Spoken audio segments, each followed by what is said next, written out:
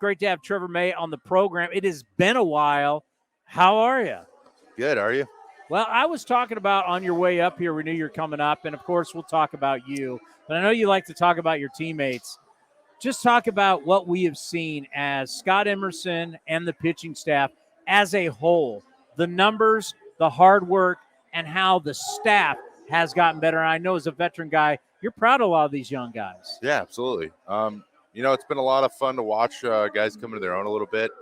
And even the veteran guys like Paul Blackburn kind of doing what he always does and kind of upping his game too as he's going. So, but like the Ken Waldichucks, JP Sears taking, JP's kind of, I think, a guy who maybe took even a bigger step forward than maybe a lot of people would have anticipated too. So opening some eyes. Mason Miller's electric. He doesn't got to do much to be successful, I don't think. He's pretty dang good. And, I'm really enjoying all the conversations having with the guys and picking their brains and letting them pick my brains and just seeing how far everyone's kind of come over the last 5 months. It's pretty awesome because that's what you got to do when things are going the way that they've gone this year. You got to make sure that that you're as good as much better as more better as you can be from the beginning to the end because that is what the season's for. We've liked JP ever since he came over from the Yankees. Just didn't know like where would he exactly fit in because we saw him pitch against the A's when he was with the Yankees. Just talk about as a young player, a young starter, what that means to take the ball the entire year and get to that mark 30 starts. It's a big deal. I never did it. But especially in your sophomore season, kind of going and staying healthy all year, making sure that you're getting every opportunity to establish yourself that you can is honestly probably the biggest goal that a guy should have, I think, at that point in their career, just taking the ball every time they need them to take it.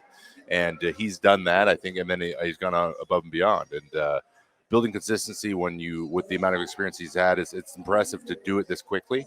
And everyone sees it, and the powers that be, when they see a guy who go take the ball and what you're going to get, and where he's going to be mentally, and he's not going to implode, he's going to battle every single time out, you're going to get opportunities and a longer leash, and he's definitely done that for himself for sure. Now, there's been a lot of talk about your season, what's happened in the season, and I think it's so big because there's a lot of people struggling out there, and when they can draw strength from you, I think it's incredible. When they can draw strength from somebody that they watch and they know that if you can do it, they can do it.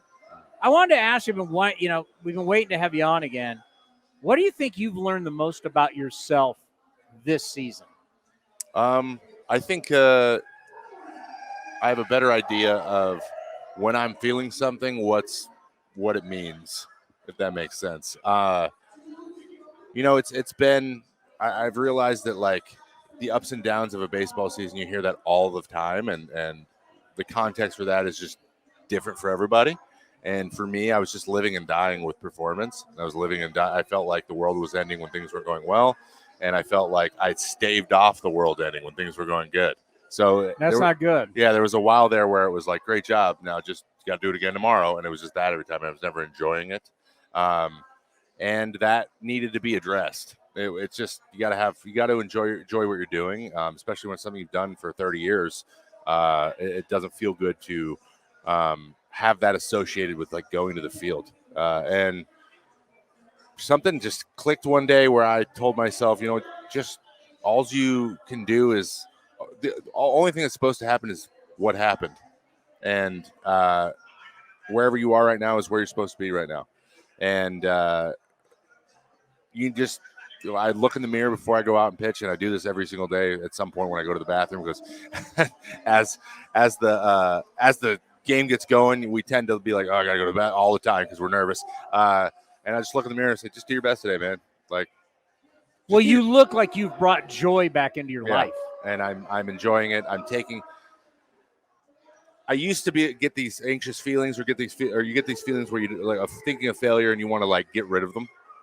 And I flipped it and just like, I like this feeling because that means I care or that it means something to me. And then it's also an opportunity to overcome it. And once that started happening, because that's kind of what athletes think, right? We always want to rise to the occasion. If you are constantly having your own little battles where you're rising to the occasion over and over again, it turns from failure to success really quickly. And suddenly nothing's too hard, nothing's too scary, because now scary things are what you're looking for. And that was just a really interesting flip that switched. And I think that it applies to everything. Well, that's what I want to add. I don't have a ton of time with you, but human beings have a hard time expressing themselves, whether you're a Major League Baseball player or whatever you do for a living.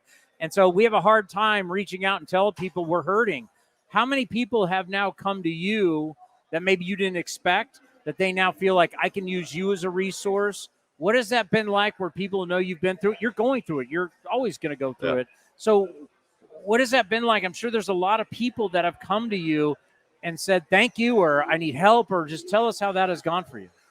There's been a few. There's been a handful of guys, peers and guys, around the game. And then there's been people in my personal life that have just basically said, hey, I just want you to know that, like, it means a lot that you just said something and said it so publicly, because that's the kind of the scariest part, is just people knowing. Like, a lot of people don't address it because they don't want anyone to know. And so they just don't address it. And that, I think, was maybe the biggest catalyst. One big one was Daniel Bard. I saw him in Colorado, and he walked up to me. He's like, hey, man, I just want you to know that, like, he's just said, thank you thank you. There's another, like, I feel like I have an ally. I don't feel like I'm on an island anymore, too, which is a big part of the problem. And he was just like, keep it up.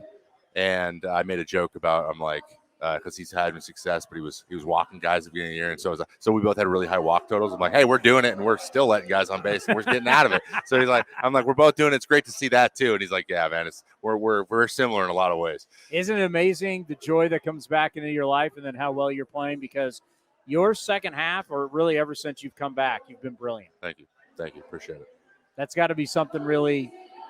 I don't know. It's just, you got to feel like coming to the yard, like, you feel good right now. Like, give me the ball, let me go in every type of scenario. Yeah, absolutely. And the mindset stuff kind of feeds into that too. It's like, when things are going well, I'm giving myself more permission to actually enjoy it also, and I'm not just worried about when the other shoe's going to fall. And because it's like, that's not a real thing unless you make it a thing. Yeah. So yeah, it's much easier to, like, run out to the mound, look up and see your little walkout song or your video, right? And every stadium I'm in, I'm looking around and watching even on away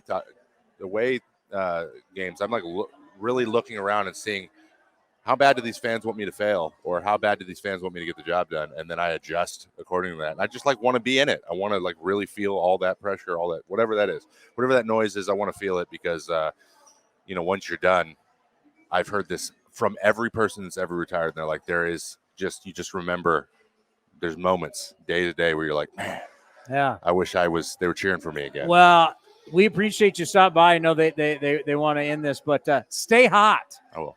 You're hot right now. Stay hot, finish strong, and keep educating these kids. They need all the help. I will.